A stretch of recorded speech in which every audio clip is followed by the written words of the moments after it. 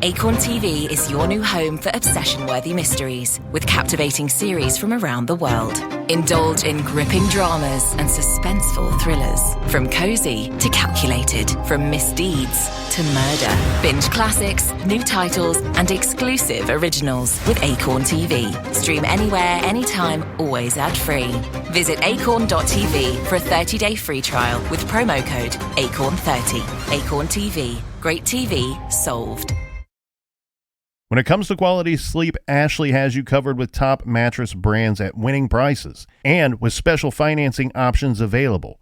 You can snooze now and pay later. Plus, your mattress purchase helps give the gift of better sleep to children in need and U.S. Special Operations Forces. Visit your local Ashley store or shop online today and make every snooze count. Financing is subject to credit approval. See store or ashley.com for details.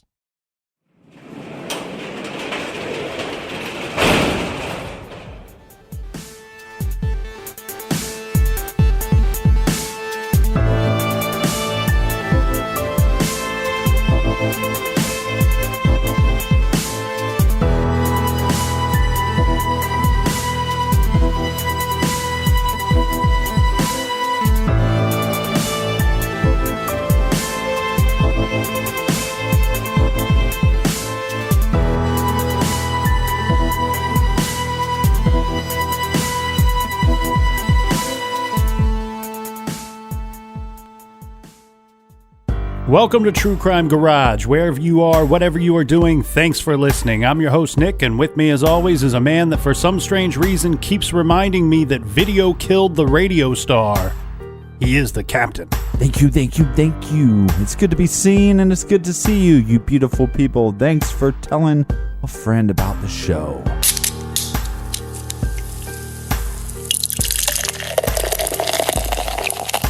Tonight we are drinking 10-Speed Hoppy Wheat Pale Ale by the awesome people at Bloomington Brewing Company, garage grade 4 out of 5 bottle caps. This American wheat ale is golden and hazy with earthy pine, crisp citrus, and juicy pineapple notes. And 10-Speed Hoppy Wheat was brought to us by these awesome garage people. First up we have Gracie in Lexington, Kentucky. And then let's go all the way to Sweden for Linda. Big shout out to Linda. Like your Jim. Next up, we have a note. This is from Sheldon in Portage La Prairie, Canada. Sheldon says he wishes he could master the art of the eloquent expletive as well as the captain has. Like your Jim. Big shout out to Rebecca K in Scottsdale, Arizona. Also in Arizona, we have Jenisha. Foul. Stop with the Hoosier references. If you'd like to donate to the beer fund, go to True Crime Garage and click on the donate banner and give a little love. BEERUN, beer run. And go to truecrimegarage.com and check out our vlog series. We released the first episode. If we get enough views, we're gonna do that more regular. Yeah, so it's easy. Just go to youtube.com and subscribe to True Crime Garage TV. That's enough of the business. Everybody gather around, grab a chair, grab a beer. Let's talk some true crime.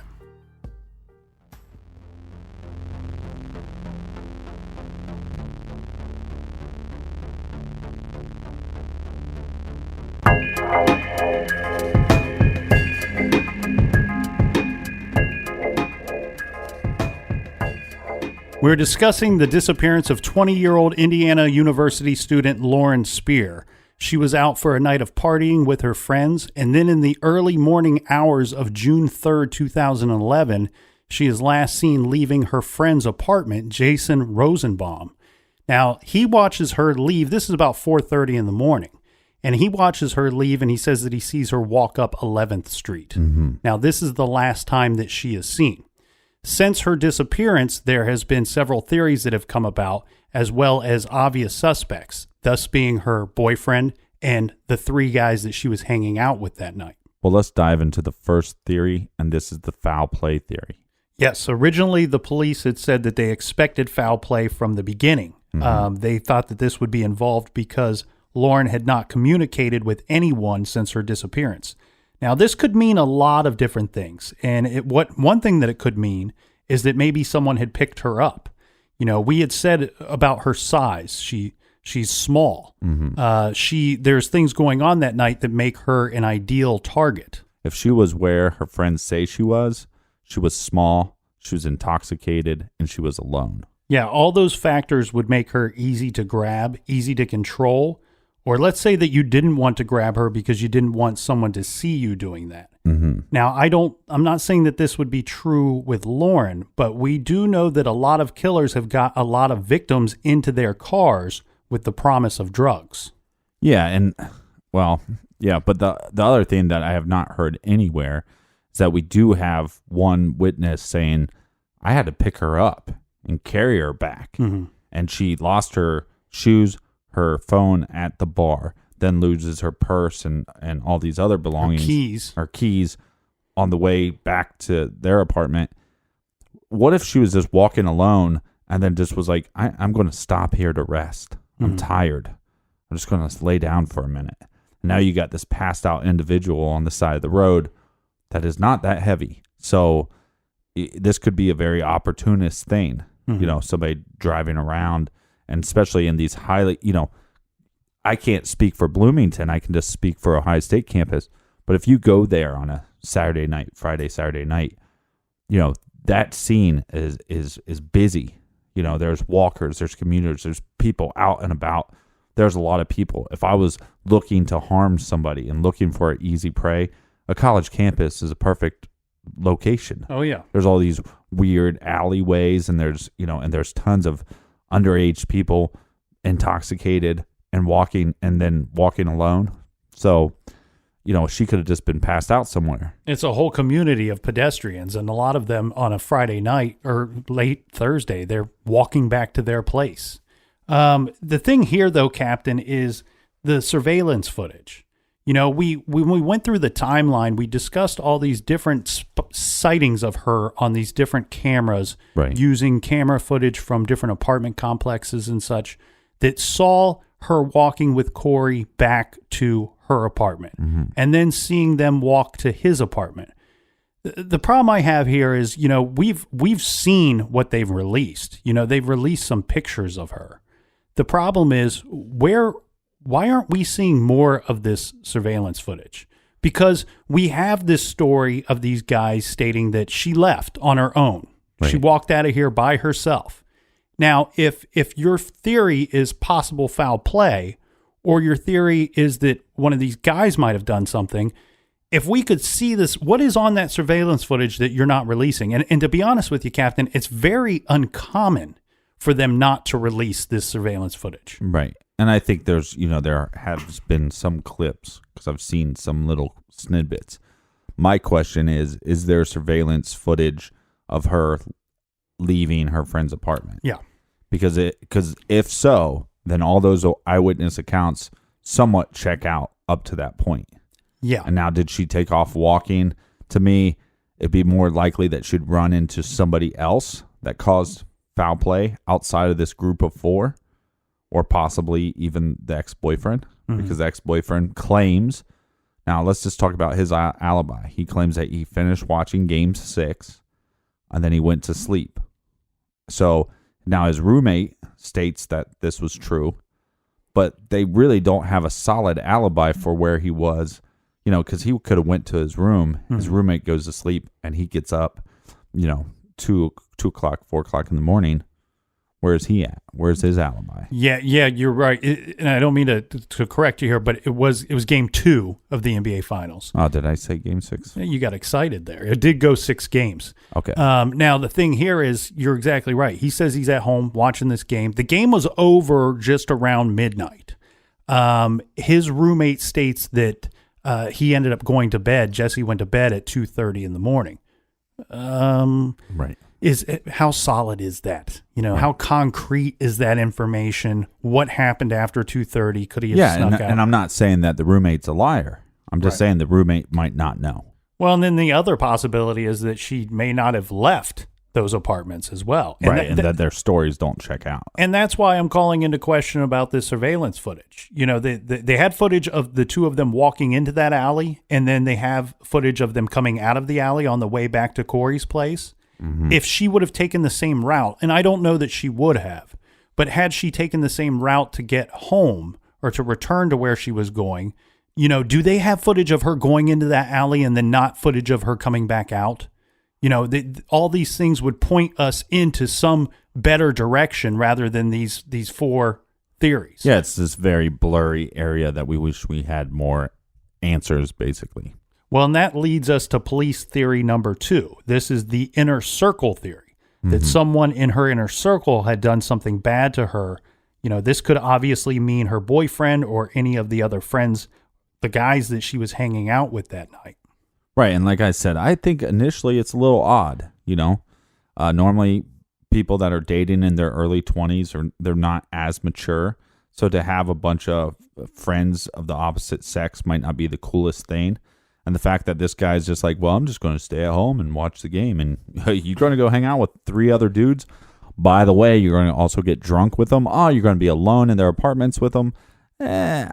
I don't know about this. Yeah, one thing I did when I was researching this case was I had to kind of step back and take away and kind of throw out what I thought maybe Lauren's motives were for that evening. I just have to kind of chalk it up to maybe she just wanted to go out and have a good time. I wasn't trying to. Girls just want to have fun. Yeah, because I think if you try to read too much into what, any one of these people in this group was trying to accomplish that night, it really could sway you in a weird direction. Mm-hmm.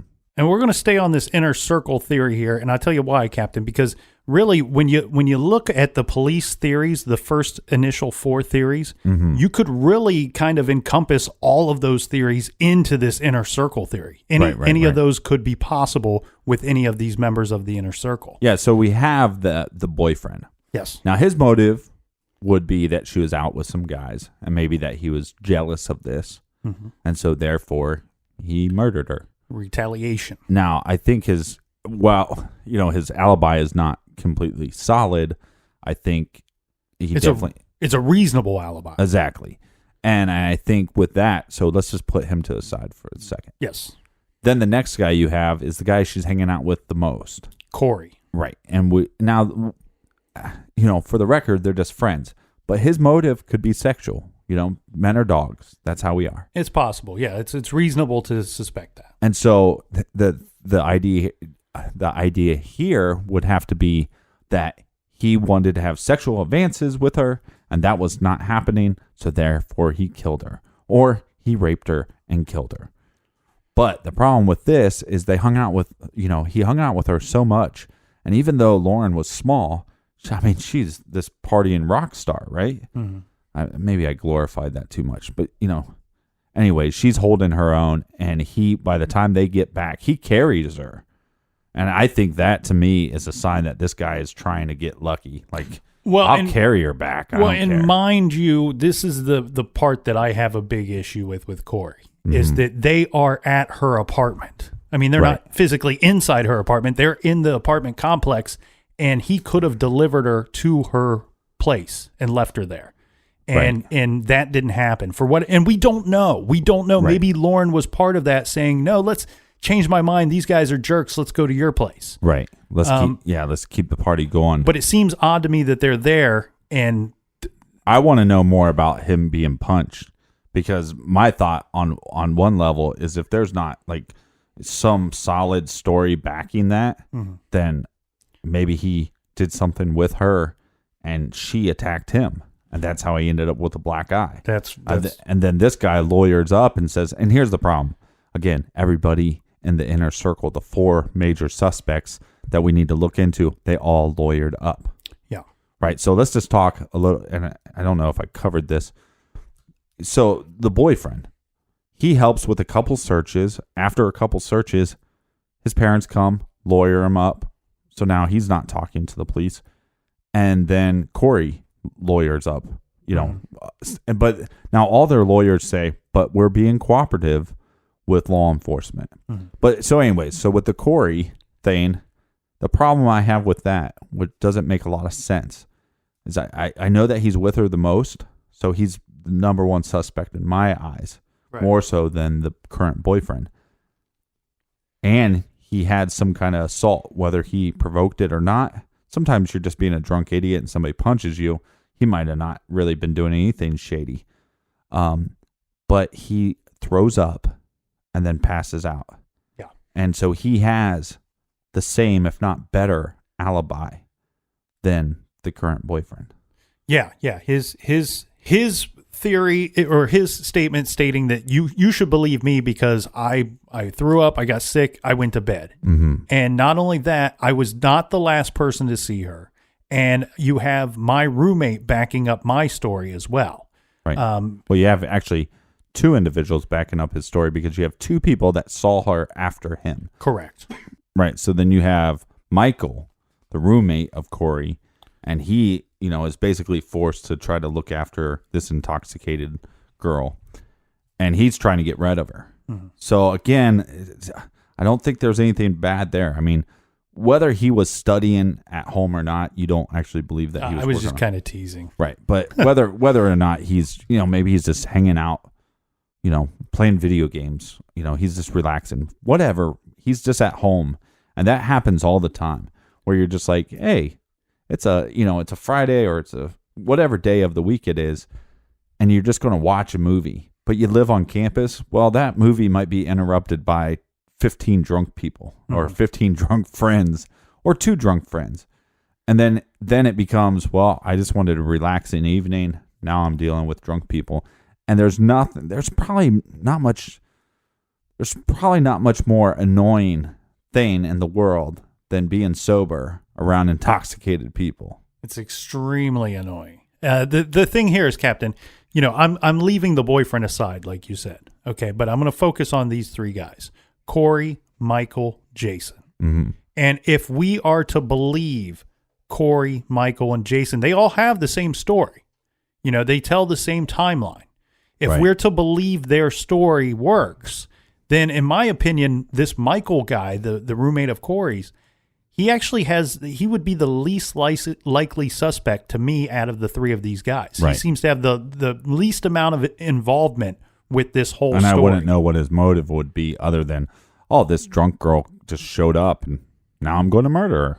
Yeah, and he seems to have passed her off, taking her to Jason's apartment. Right. This being around 3:30 in the morning.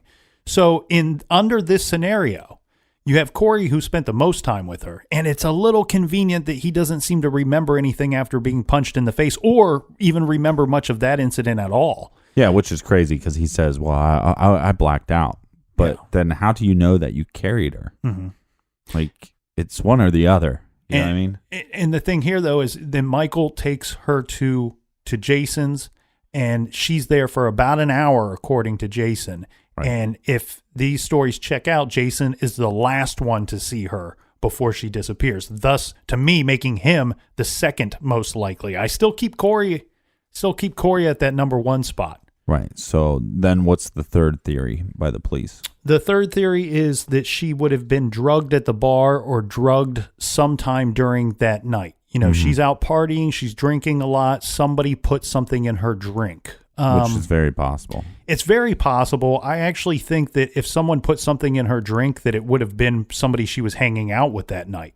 I know it can happen that they just happen to stop off at this bar for 45 minutes and someone slips something in her drink there. That obviously can happen, but I don't understand how that works out. If it's a stranger, does this guy just kind of follow them around and stand around and wait till 4:30 in the morning to see her again alone? You know what I mean? It seems a bit random to me.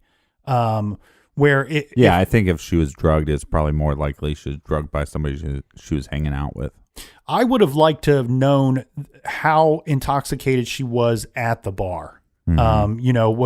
Was this falling down drunk? Was this something that they saw coming, or was this something that just all of a sudden was brought on? Ladies and gentlemen, trust me, this is 92 episodes or something like that. We have talked a lot of cases where we talk about date rape or drugging somebody's drink. Mm-hmm. Be careful when you're out drinking. Make sure that you're watching your drink and your friends' drinks. Everybody, not just ladies. Everybody, be careful. I said ladies and gentlemen. Oh, you did? Well, thank you. Yeah. And the thing, too, they say always make sure that it's the bartender handing you your drink, not somebody else. Well, you need to watch the bartenders as well. because of the Joey LaButte case that we're talking about. I've been diving into some new stuff there, and there was some reports of, I have some friends that have been.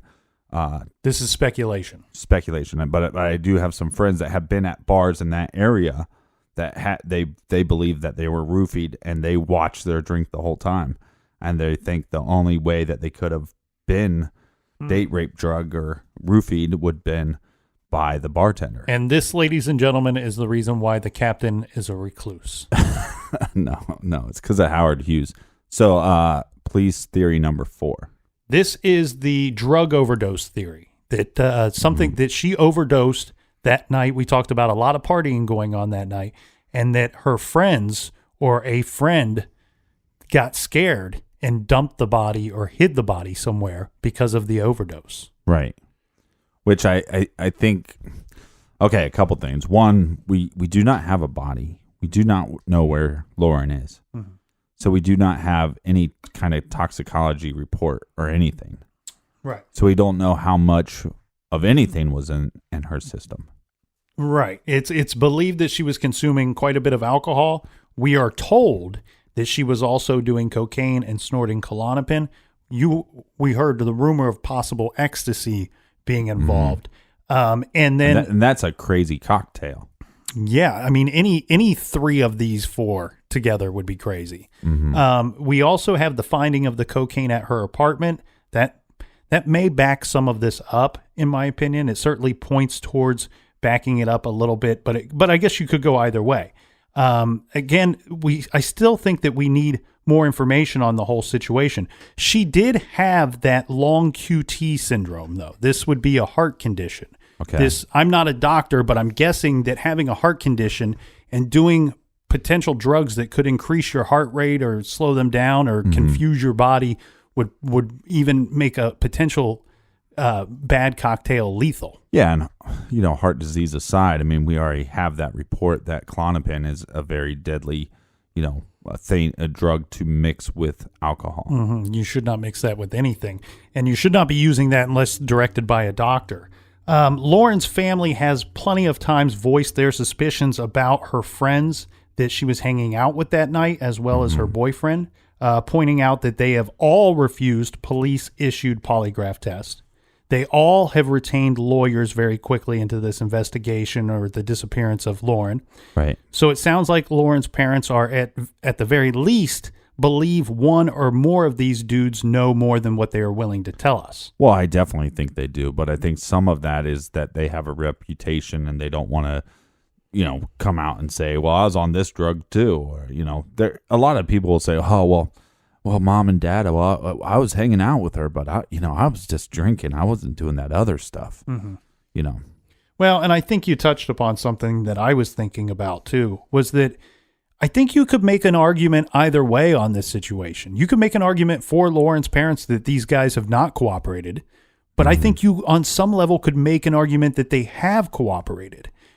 If, in fact, she did leave on her own accord, how responsible, how much do they have to be involved, I guess, is what I'm saying, as far as the investigation goes. Well, they weren't forcing her to drink, and they weren't forcing her to do drugs if there was no roofie. Mm-hmm.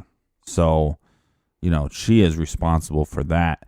I think, it comes down to somewhat privilege, and I think, let's just be honest. She's a white female. All 4 suspects are white males. Mm-hmm. Family probably has some kind of financial backing. The boyfriend helps for 2 days. It's your girlfriend since high school. And you help for 2 days and then you lawyer up. That's a little fishy. And then everybody else lawyers up right away. And yes, it's a police polygraph. And I don't know how much I trust that. Now, you were telling me that some of them actually have taken polygraphs. Yeah, so this is the guys have responded to the Spierer public suspicions by saying that they have taken privately administered polygraphs as well as one from the FBI. Now, that statement is a little confusing to me because I'm not sure if that means that all of them have taken an FBI-administered test or if just one of them has.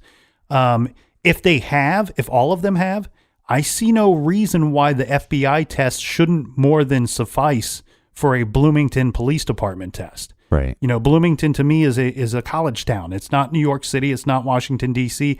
I would think that the FBI have better tests, you know, than most larger police agencies with a lot of funding and a lot of resources. And I would love to know what questions were asked, and I'd love to know what the results of those tests were. Yeah, that's something key there, Captain, because were these softball questions? You know, were these privately administered polygraphs that were at the request of their own lawyers? You know, we've seen situations where a defense attorney will take somebody on as their client, but they subject them to a polygraph test because they want to get a feel if the person's actually innocent or not. Right. So they know how to construct their investigation, you know, the defense of their client. Yeah, it's really hard for me to think that if I'm partying with people and somebody OD'd that I wouldn't be calling 911 right away.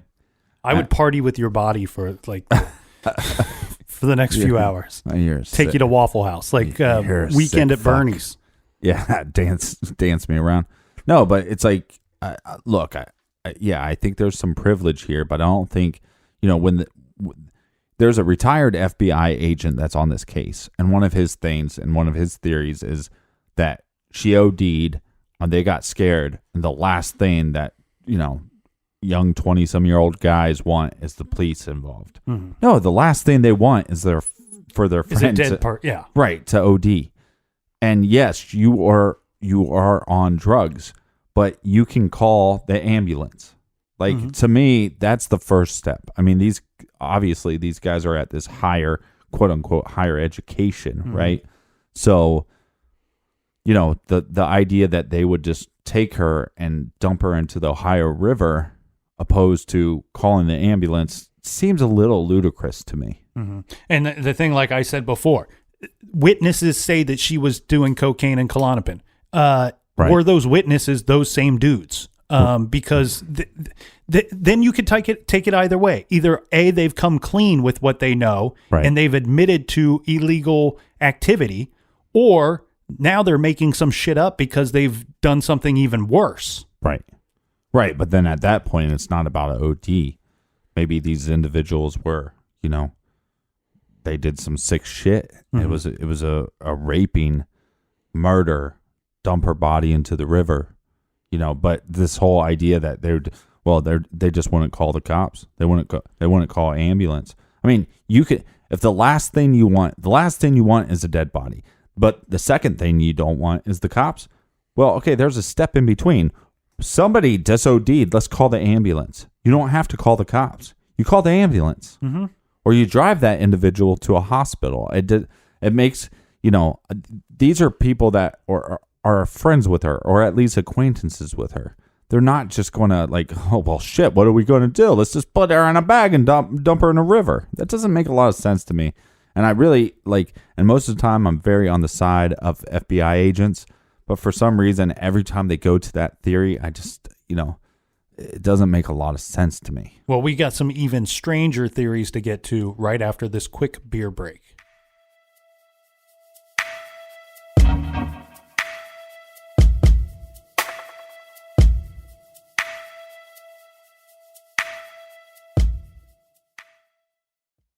This show is sponsored by BetterHelp. Do you look forward to the holidays? Maybe you struggle with seasonal blues. This time of year can be a lot, and it's natural to feel some sadness or even anxiety about it. But adding something new and positive to your life can counteract some of those feelings. Therapy can be a bright spot, something to look forward to make you feel grounded, and to give you the tools to manage everything going on. If you're thinking of starting therapy, give BetterHelp a try. It's entirely online, designed to be convenient, flexible, and suited to your schedule. Just fill out a brief questionnaire to get matched with a licensed therapist and switch therapists at any time for no additional charge. Find your bright spot this season with BetterHelp. Visit BetterHelp.com/garage today to get 10% off your first month. That's BetterHelp, HELP.com/garage. Acorn TV is your new home for obsession-worthy mysteries with captivating series from around the world. Indulge in gripping dramas and suspenseful thrillers. From cozy to calculated, from misdeeds to murder. Binge classics, new titles, and exclusive originals with Acorn TV. Stream anywhere, anytime, always ad-free. Visit acorn.tv for a 30-day free trial with promo code ACORN30. Acorn TV. Great TV solved. Dreaming of overseas adventures or connecting more deeply with family from afar? Rosetta Stone bridges the language gap. I've tried others, but Rosetta Stone's immersive lessons and voice feedback technology are game changers. Dive into 25 languages by learning intuitively, just like when you were a kid. And here's the holiday sparkle. Grab a lifetime membership now and save 50%. Gift yourself the world. Head to rosettastone.com now and save 50%.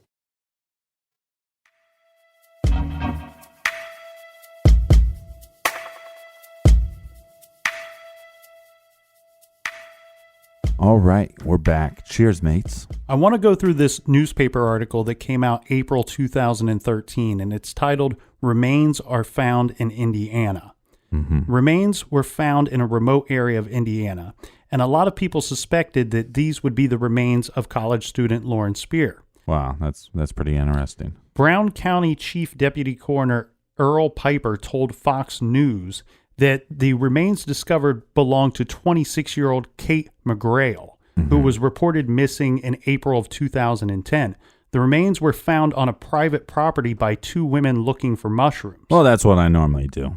Well, originally they had just found a skull, but when they called it in and the authorities came out, the other remains were found. Piper said that the identification was made through dental records and no cause of death has been released. Now, while the bones were found a couple weeks before this article had actually come out, they waited till they had identified them. Authorities began to investigate whether they had belonged to missing women in the area, this including Spierer. So think about this for a second. You are a family member of Lauren who has gone missing, or a loved one or a friend or whatever, and this news comes out that there are remains found. And I imagine that this is the nightmare that all of these people, all of these victims go through in these disappeared type cases, that anytime somewhere in an area close to where they went disappeared, if remains are found, now you're drugged back into the story. You're reliving the nightmare again. You're hoping and praying that it's not her, or maybe you're praying that it is her so you can finally get some answers and bring her home. Right, or get some closure. Kate McGrail was a graduate of Indiana University. She was last seen leaving for a solo hike near her mother's home in Brown County. Her father, Jim, he lived in Nashville, Indiana, told the Indianapolis Star that he believes that his daughter had died from hypothermia. Again, there was no cause of death determined as of mid-2016, so we're yet to see a more recent update than this. But the Brown County coroner did state that what they do know is that she had died in the place where she was found. Okay. And they said that foul play is not suspected. But I only bring that up because when you're going through these cases, like we said, anytime this news pops up, these family members or friends, they're out somewhere, they hear this news on the radio, they see it on the TV, or maybe in their local newspaper, they're immediately on the phone or they're getting calls from investigators wondering if this is a connection. Yeah, and your heart goes out to them or anybody that has had to deal with that. So let's get into some of the stranger theories and some of the stranger coincidences that have come up since the disappearance of Lauren. The first one being that of the ex-con and the white truck. On the night that Lauren disappeared, police said that a white truck was spotted on surveillance footage not far from where she was last seen. Yeah. So there's a possibility that this vehicle could be involved. The Bloomington Police Department were investigating any potential link between this truck and Lauren Spiere's disappearance. You know, the thought here is, did this driver happen to be driving down the street, saw her at an intersection, and immediately pulled over? You know, maybe this is exactly what he was looking for. Talks her into the vehicle. This could take just a matter of seconds. And then at that point, he's got her and he takes her to wherever. Yeah, or maybe doesn't talk her in, forces her in by gunpoint. That's a possibility. But who is this individual that's driving this white truck? Well, they're not for certain who he is, but where the ex-con comes into play is the FBI agent. He's actually a former FBI agent by the last name of Garrett, who now works for ABC News. He discovered that there was an ex-convict named James McLish, and he just happened to be released from prison he was there for assaulting his ex-wife. He was released at the time of this disappearance. Right. And he drove a similar white truck. Right. And so then they got a call from the ex-wife that he assaulted saying, hey, you might want to check into this guy. Yeah, and that's what tipped them off. He also happened to have been living in a halfway house at the time, which was just about 10 minutes from where Lauren had disappeared. What were the claims that the ex-wife was making? Well, she says that James McLish had killed Lauren and then buried her on a farm in southern Indiana. Stating that he had, said things to her in regards, like comments that he would make to her. Things like, well, you know what happened to Lauren, and the same thing could happen to you. So threats that she is alleging he had said to her. Well, I think it's weird that, he goes to prison for assaulting you, and why are you having any contact with this individual? Yeah. You know what I mean? Like, Are you having contact because you like drama? Are you having contact with this individual because he's forcing you to? Like, are you welcoming this too? I do want to throw something out there though regarding ex-wives, ex-girlfriends, and I'm not saying that I don't want I don't want anybody to read too much into this, but I know regarding the Long Island serial killer case that through the tip line, they were getting a lot of tips from ex-wives, ex-girlfriends that were accusing former, husbands and boyfriends of being or lovers, being involved. So this is something that is actually pretty common in a pretty popular case. But they had made contact, the former FBI agent Garrett, he made contact with this James McLish. Now, James agrees to a lie detector test, and he wants to prove that he was not involved in the disappearance of Lauren. Yeah, he wants to clear his name. So when it came to questions about Lauren, James stuck to his denials, answering calmly and clearly. He said he had nothing to do with Lauren's disappearance. And he, at the end of the day, it sounds like they didn't gain much from this lie detector. They didn't think that he was being untruthful. Right. They basically thank him for his cooperation, and he tells the investigators that he wishes them the best of luck. Right. So now if this individual was driving this white truck, then we can rule that out as a lead. But if this individual was not driving that particular white truck, then that is still a very possible lead. You're exactly right. And I think just his cooperation shows that he's probably not guilty of anything regarding Lauren's case. Another strange thing that took place was the biker gang theory. Now, this is from the streets of Indiana. There's a notorious motorcycle gang called the Sons of Silence. There is an alleged link to the Spierer case, which came in the form of tips from a former member of the group. This person's name is Robert Strange, who goes by the name of Bodine. Wait. His real name is Robert Strange? Yeah. And he goes by the name of Bodine. Old Bodine. Which is crazy because your real name is Bodine and you go by the captain. Right. Captain Strange. Robert Strange does not have any criminal record, but he is well known to the authorities, whatever that means. I guess he's got a reputation for being what they call an enforcer. So if the gang has a problem, they go to him and he kind of just takes care of it. Right. But again, no good criminal hockey record. Player. So going by the name of Bodine, this is a former member of a local motorcycle gang, according to the investigators. Now, what they discover is an online message in which one of Robert Strange's relatives claimed that Strange shot Lauren in a dispute over drugs and money and then buried her on his property. The message reads, "It's very good fertilizer." Well, if he's talking about Lauren, then that's just some sick shit right there. Well, and these are online messages, so they could have really been posted by anybody. The thing here is what investigators did come up with was that, this gang and this particular person had ties. They were in the Indianapolis area, and they couldn't find any link between Lauren and the Indianapolis area. And they used basically her cell phone records to come up to try to establish a link. They couldn't do that. Ultimately, what they think is happening here is that this guy probably has made a lot of enemies over the years, and then it looks like somebody's trying to set him up or maybe just kind of throw suspicion his way to put him under the radar of the police. Well, and she lost her keys, right? So to get from Bloomington to Indianapolis, or for this person to be just passing by that late at night from Indianapolis to Bloomington it doesn't seem that likely. If she did owe somebody money, or if there was some kind of dispute over drugs, if that dispute went down at 4:30 in the morning when she just happened to be alone, drunk on a street corner, right? It seems very strange to me that this person would just happen to catch her in that area at that time. Yeah, but some men are just shit talkers. Like take the ex-con, right? For example, like his ex-wife calls and says, "Hey, this guy assaulted me and he's been making threats. You know what happened to her will happen to you," implying that he did it because he's some tough guy, you know? Well, that's not a tough guy comment. That's stupid.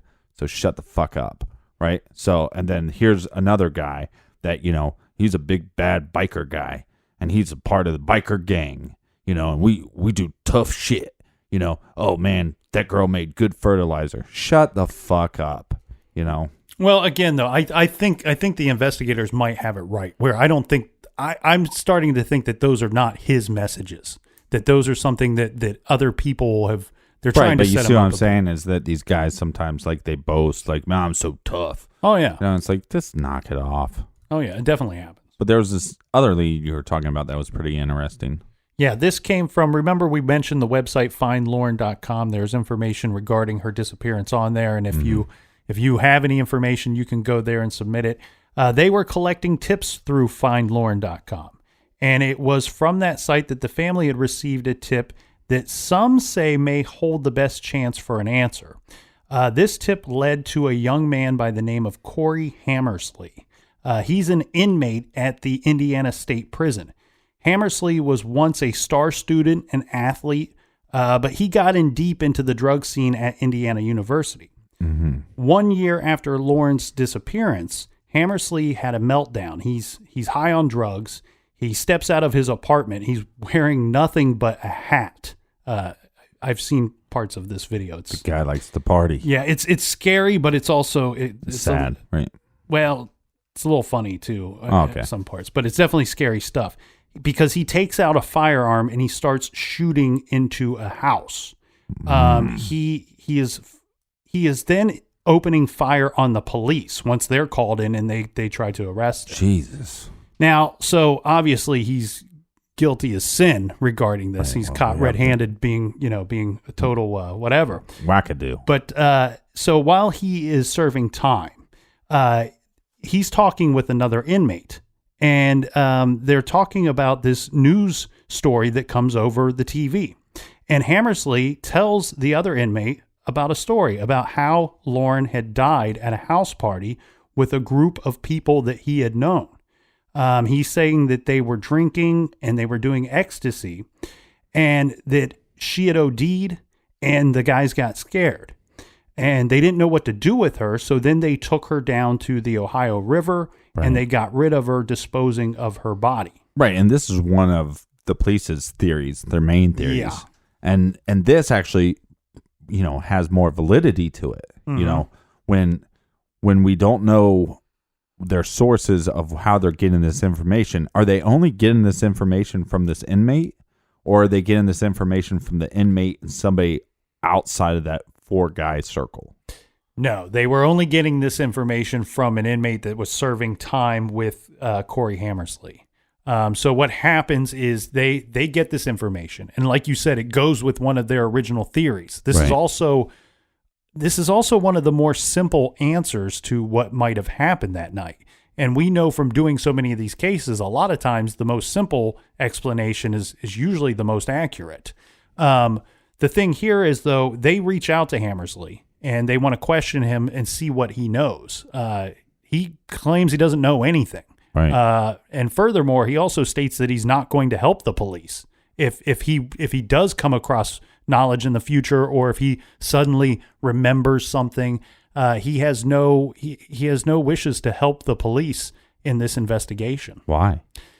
You're just thinking, screw the police. This is not about the police. This is about, the family's closure, Yeah. and figuring out what happened to this poor girl. Yeah, but and I'm not going to go as far to call Corey Hammersley crazy. What he did, his actions were certainly crazy. Shooting at police officers, shooting into a house. But he strikes me as a guy that doesn't give a shit, that doesn't care about much. He's serving 20 years in Indiana State Prison. So we can thank God that he's not going to get out for a long time. The problem is, if he does know something, he's shut up about it, and he's not going to give out any more information. The thing here, though, is you talked about peacocking, and sometimes guys say dumb stuff. I could see this being that situation. He's in prison. Right. He's talking to other inmates. He sees a story that comes over, and these inmates, they know each other. They know, oh, that's the college kid. He went to Indiana University. Right. College boy. He ain't tough. Hey, college boy. Right. Well, then college boy's got some information.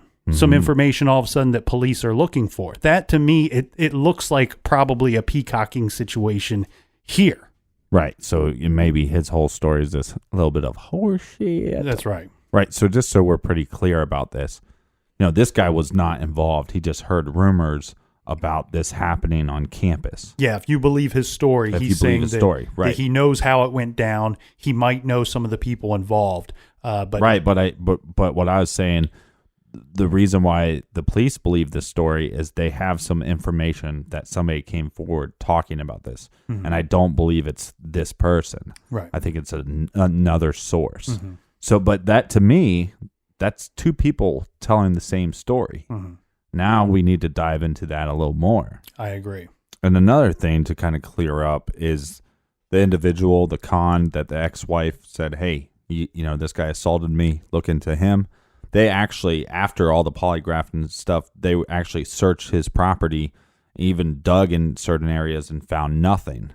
And then after this, they're going to have another lead, and it's I believe a flasher. Yes. And this guy, he's a... Well, I said that yes, like you that's got excited.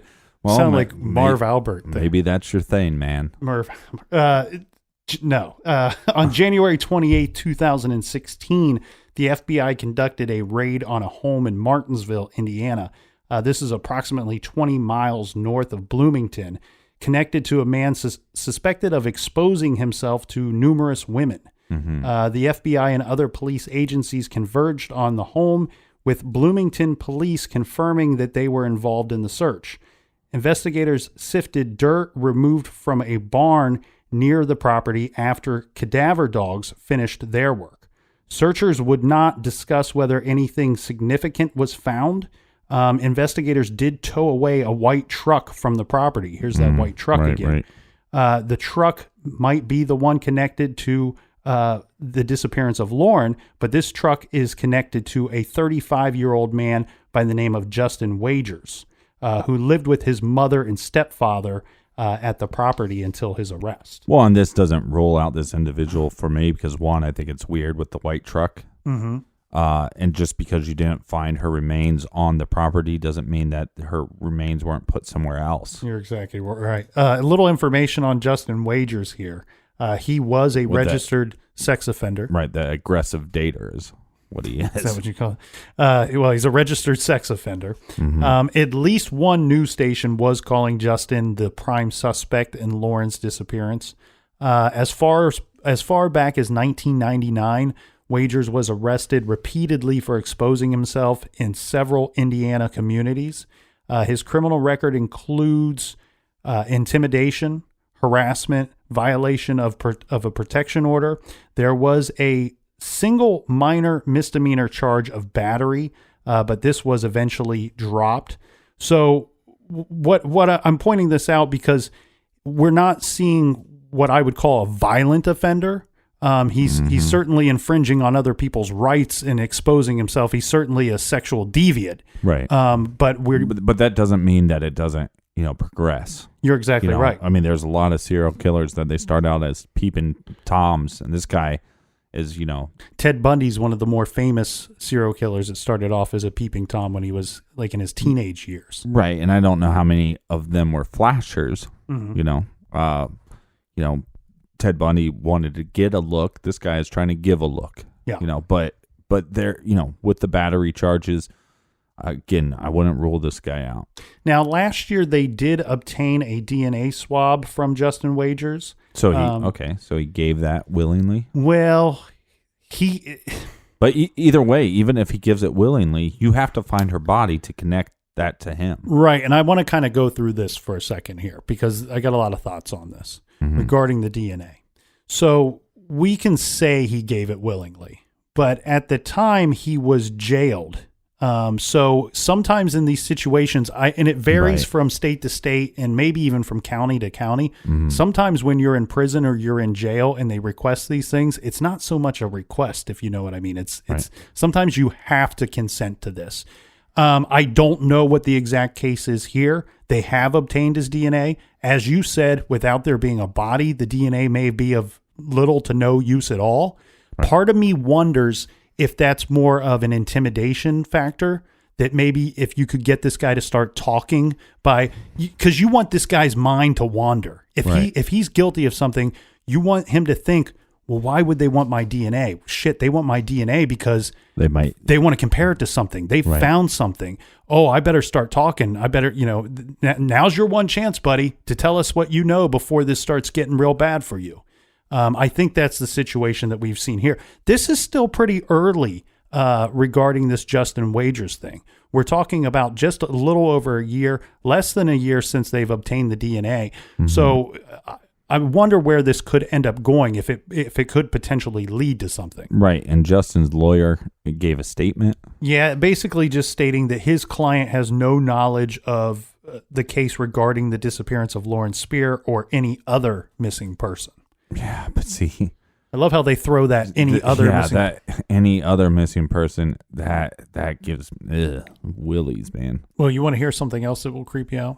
Yeah, go for it. I'm ready. So we have a murder that took place in 2015, and this has been very much linked to the Lauren Spierer case. Now, this situation is strange because the woman that went missing, her name is Hannah Wilson. She was at the same bar. She was at Kilroy's Sports Bar. Right. And she was drinking on campus when she had disappeared. Right. So very obvious links to the Lauren case. Now, the way that this goes down is that Hannah was out drinking. She was 22 years old at the time. And she was out drinking at this bar all night long at Kilroy's. She takes a taxi cab home. And she's not seen after that. Right. The problem here is, of course, originally the taxi cab driver is a suspect in this case. Of course, obviously. But he has surveillance in his taxi cab. Smart on him. And what he's able to prove is that at some point Hannah had paid her fare and left the cab. He drives off. So the really scary thing here is Hannah was not abducted from the bar. She was not even really abducted on her way home. We don't know exactly when she was abducted, but she made it home. Her roommate states that they had heard the door open at some point that night. Wow. They didn't get up to investigate because, people come home late. The next morning, though, they find her belongings and her cell phone in her room. And the front door is still open. Right. Which would kind of go to the theory of being drugged. And then that individual has to follow the person that they drugged. And then so when she gets back to her house, doesn't pass out in the taxi car. And then she's abducted. Probably easier if she was drugged. Yeah, the situation here, Captain, is they have arrested a man for this. His name is Daniel Messel, and he was 49 years old at the time of this. He's been convicted since then. Right. So now he's an obvious suspect in this Lauren case. Right. The situation here is they were easily able to connect this crime to Daniel because they found Daniel's cell phone at the feet of Hannah Wilson, where he had left her body. Right. So he goes to dump the body and he drops his phone. And when they found the body, they find the phone. They quickly trace the phone to this Daniel Metzel, and they go to his home. And when they get to his home, they find that he's got like scratch and claw marks all over his arm, where Hannah had put up a significant fight. And they also find blood and hair inside of his vehicle. What kind of vehicle was it? A white truck? No, it was a Kia Sportage, but I don't know the color of the vehicle. So it was a small SUV. Okay.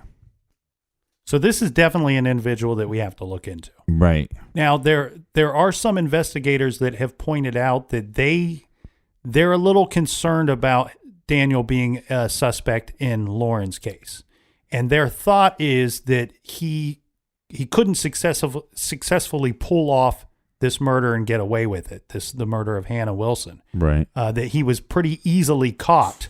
But he made one big mistake. You're exactly right. So it's like, you take away that one mistake, do they still get their guy? They might never have got their guy. And then now you have two girls going missing from the same area. And both we're assuming are deceased. Yeah. So I want to point this out because the investigators don't think that this is a great lead. However, the judge at his sentencing, when he sentenced, the judge made a remark about a student that was attacked in 2009 on the college campus. Right. This was a drunk girl that got persuaded to get into a vehicle. She's attacked. She fights off the attacker and she gets out and she flees. She flees the area. Now, she's not able to provide a vehicle description regarding the attack itself, but I found it very curious that the judge kind of threw that out there during his trial. Maybe he knows a little more than we know. So where you have the investigators that might not think he's a potential suspect, you certainly have somebody close to a murder case that seems to think he's capable and probably should be suspected in other attacks or maybe the disappearance of Lauren. Okay, so with all this on the table, where do we go from here? What's your thoughts? The only thing that I like about this case, it's tragic. We have this missing girl.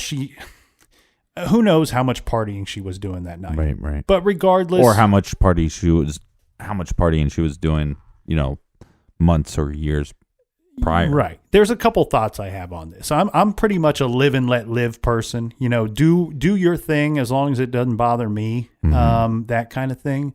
So, she can do what she wants. I'm not going to go out and fault these guys that she was hanging out with just because they didn't take her home or they didn't put her to bed.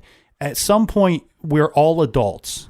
And, True. And the thing is, I hate the expression when somebody has to fess up to something or when somebody has to admit to something, they go, or confronted with something, they go, oh, well, I was drunk. Well, that's not an excuse. Right. It's not really an excuse. As an adult, whether you be 20, whether you be 30, 40 years old, you choose to drink. If you choose to do certain drugs, well, there could be consequences that come with those actions. Now, I'm not putting this on Lauren either, but I can't fault those guys just for the fact that she didn't make it home safe. Well, whether you're a man or woman, when you go out drinking, when you go out partying with anybody, you have to monitor what you're doing because you're putting yourself at risk. And so, she was doing that, and I don't fault her at all, but they're dangerous behaviors. And you have a responsibility to yourself to keep yourself safe and to put yourself in smart situations and not bad situations.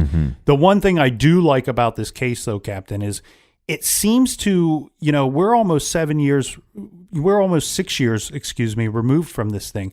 But this case seems to not go cold. Right. Like every couple months, there seems to be a new coincidence or a new lead or a new possible suspect.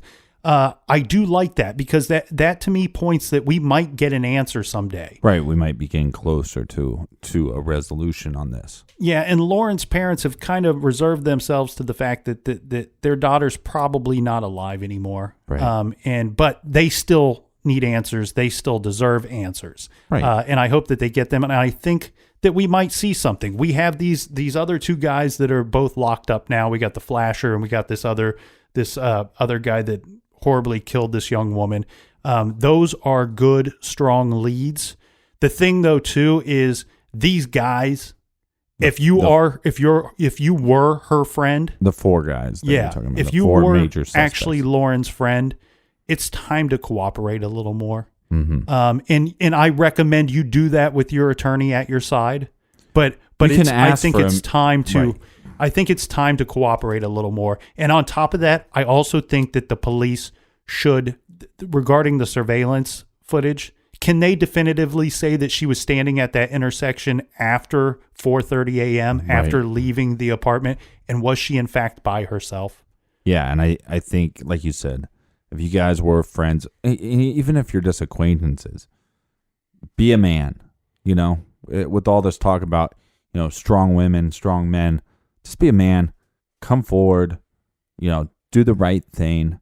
And if you know something, Mm-hmm. if you don't, then I do apologize. And it's just because your involvement, you've been thrown under the bus. And I couldn't imagine what that feels like. Yeah. So on one side, if you know something, come forward. And if you don't, then, I'm sorry you had to deal with that. But those were also, you decided to make those choices by going out and partying with her. You're exactly right. You have to deal with those consequences. I wish I had like a definitive theory of what I thought happened. There's too much gray in this case. Yeah. And just when I start going, no, I think these guys know something that they're just not bringing up. Then there's, this flasher guy, Mm-hmm. this other murder. And I think that murder is telling, I think you're right. and I think, again, how are you going to get that guy to crack? I don't know. Yeah, I agree. The thing here is I do think this case will develop more. I do think that we probably will see a resolve to it. The thing is, that's what I didn't like about this case is that there is that gray area, and it's very tough to give a definitive answer or theory as to what we think happened here. If anybody has any other leads or theories, feel free to post those on our blog at truecrimegarage.com. Do we have a recommended reading for this week? This week we are recommending The Last Victim by Jason Ross. This whole book thing that Jason Ross put together didn't start off as a book idea. This originally was a college course assignment, which escalated into a dangerous obsession. Mm-hmm. Back when Jason Ross was 18 years old, he was an honor student. He wrote to some very bad men, men whose body counts had made criminal history. These are Dahmer, Manson, Ramirez, and Gacy. He kind of posed himself pretending to be kind of one of their ideal victims in his correspondence with them. And he kind of lured them in to get some truths and get some information from them. Right. So one by one, they end up writing him back. They start showering him with their madness and their violent fantasies. And this kind of thing really spun out of control when John Wayne Gacy said that he would like to meet Jason, and eventually Jason goes to meet him. So pick this up. It's a very interesting book. It's called The Last Victim by Jason Ross. You can do that by going to our website, truecrimegarage.com, and click on the recommended page. And I can't thank you enough. I can't thank you enough. Oh, you're welcome. Can't stop. I can't stop thanking you, Nick. No, thanks for everybody for listening. Thanks for telling a friend. Make sure you follow us on Snapchat, Twitter, Untapped, YouTube, whatever. Much love to you guys. And until next week, be good, be kind, and don't litter.